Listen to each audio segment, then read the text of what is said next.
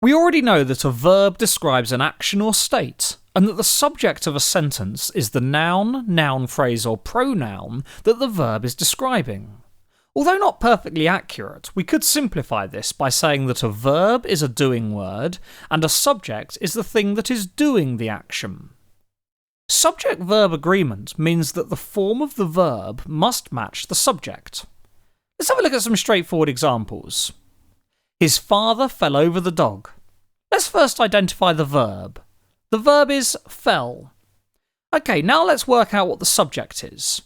So we're looking for the noun, pronoun, or noun phrase that the verb is describing. So is fell describing the father or the dog? Well, it's describing the father, so father is the subject. Now we've found the verb and the subject, we can ask ourselves whether they agree. Is fell the correct form of the verb to go with father?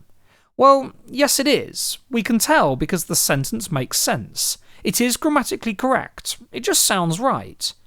So what exactly does it mean for the subject and verb to agree? Well, let's look at an example where they don't agree. His father fallen over the dog. The verb has been changed to fallen. It just doesn't sound right. It's not grammatically correct. So we can say that there is not subject-verb agreement in this sentence. Okay, let's look at some sentences and see which have subject-verb agreement. The flowers has a wonderful scent. The flowers have a wonderful scent. So which of these has subject-verb agreement? Well, in each sentence, the subject is flowers, as they are the things being described by the verb.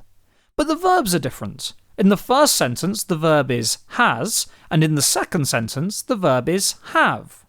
So which is the correct form to match the subject? We'll read each sentence out loud again to help us work out which is correct. The flowers has a wonderful scent. The flowers have a wonderful scent. Well, it's the second sentence that's correct, so the second sentence has subject-verb agreement. Okay, let's have a look at one more. We is going to the cinema.